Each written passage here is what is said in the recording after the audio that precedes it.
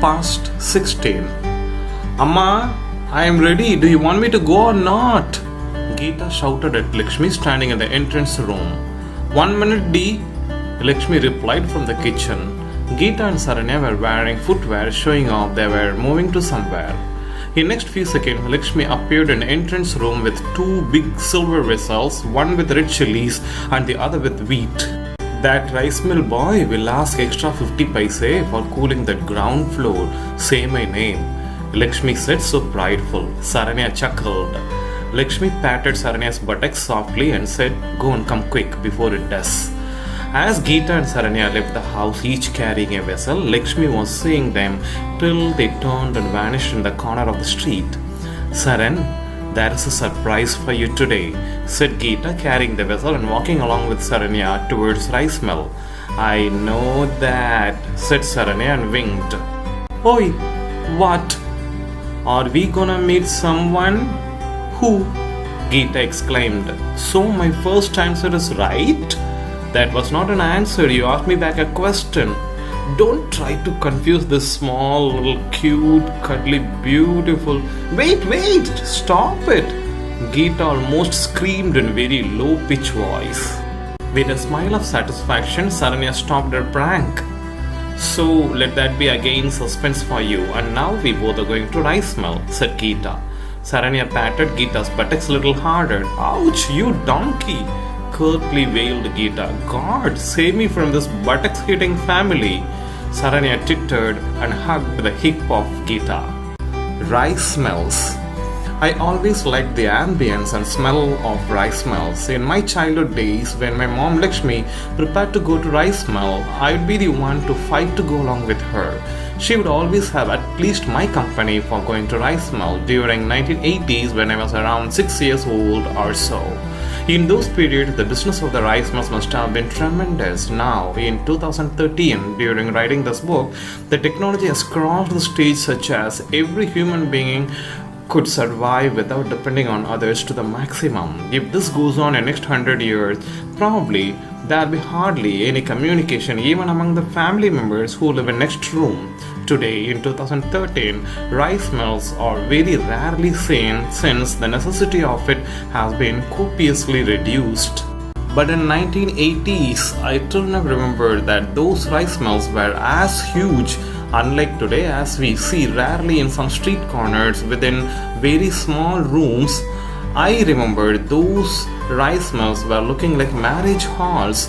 The ceiling height was almost 2-floor height with lot of ventilation for both light and air, so that we never would feel the irritation of smell of chili or the fumes from the machines. Lot of sacks of rice, cereals, etc. would be found arranged in a corner, one above the other, up to the ceiling height.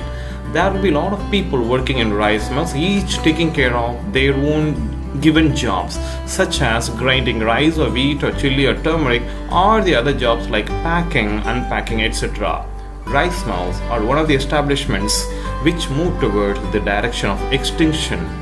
In next few minutes, Geeta and Saranya both reached the rice mill, which was located in next few streets north to INR Coil Street. On seeing a huge queue standing in front of the weighing machine, Geeta understood that it was going to take a lot of time. Actually, she felt happy about it as well, thanking to God. Geeta held Saranya's hand and walked past the queue, fast towards the guy who was in charge of weighing the items.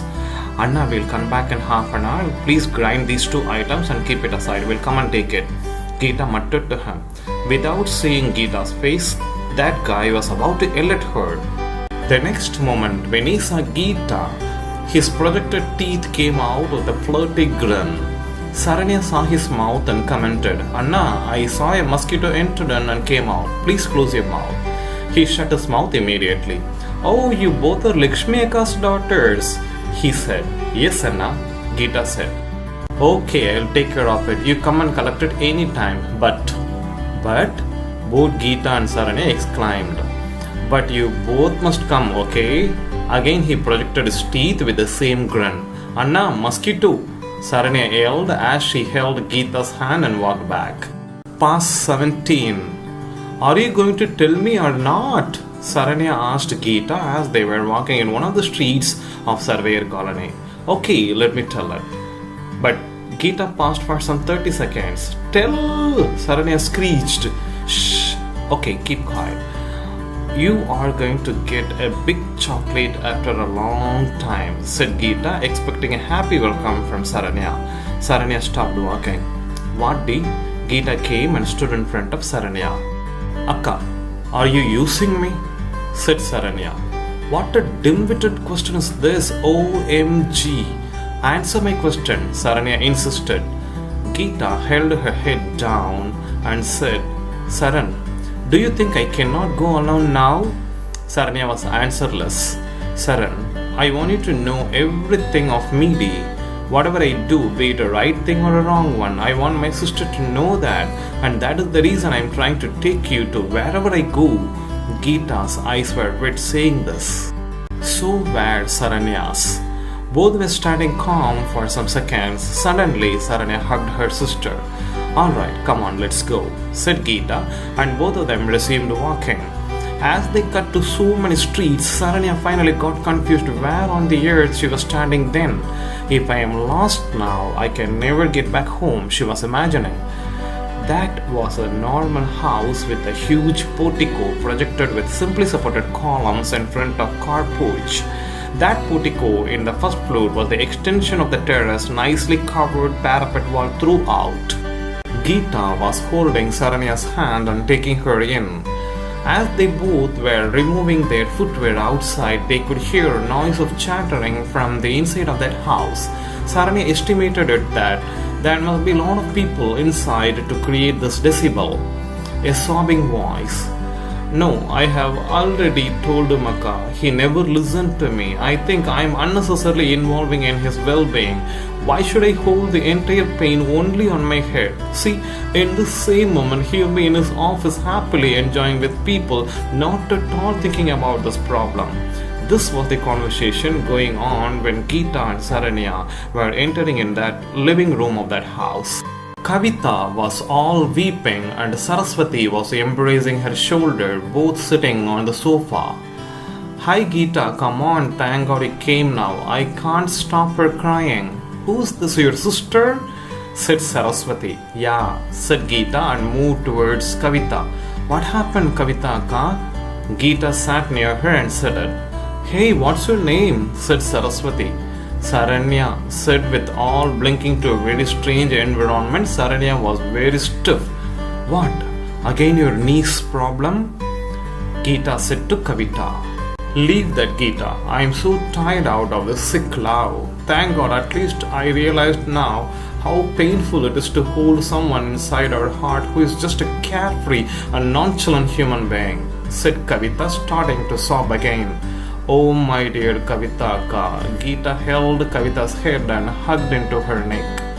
She came here this morning, leaving her computer class and keeping on crying a lot. Geeta, whatever I tried to divert her, again she come back to the same topic, said Saraswati, leaving to kitchen to prepare coffee for everyone. Saranya was hearing some more voices in the same house, but from other rooms. She was looking around. Hey, small girl, what's your name? Oh yeah, Saranya, you want coffee or tea? Saraswati asked from the kitchen. Boost. What? Stunned Saraswati. Yes, boost is the secret of my energy, said Saranya. Including Kavita, everyone laughed there. Oi!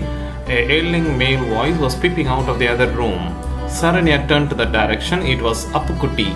Following him, two more guys of around age 17 to 20 were also coming out to the living room. Hey Saranya, Lady Sachin Tendulkar, exclaiming Appu was coming towards Saranya. Hi Apurna, Saranya exclaimed back. Appukutti held his fist tight and showed towards Saranya. She knocked his fist with hers. What are you doing here? Is anybody here going to be sponsoring cricket tournament? Kavita, you? Appu was all flaunting Saranya's cricket performance. Dey Appu, close it, Kavita said it tauntingly. No, I'm serious. Oh, Saranya is Geeta's relative? He added. Dey, stop your drama, okay? Kavita is totally diverted from crying by this time. All praise to Mr. Appukutti. Alright, let it be my drama, but I want to know if Saranya is Geeta's relative or yours, said Appu. Geeta, I think he needs it. Shall we start? Kavita asked Geeta. Yes, said Geeta and took a pillow. Kavita and Geeta, each holding one pillow in their hands, thrashed Appukutti. He screamed to the voice which would be almost reaching Veera's ears on Ayanagoid Street. Ayyo, shut up you all! Saraswati came out from kitchen with a big pan of coffee in one hand and some tumblers in another hand. The coffee smell was smearing the entire room and Saranya was all merging into the people by that time. Of course, she started loving everyone there. Saraswati just sat on the floor, keeping all the vessels down and preparing to pour into each tumbler for everyone in the house. Appukutti came and sat near her on the floor.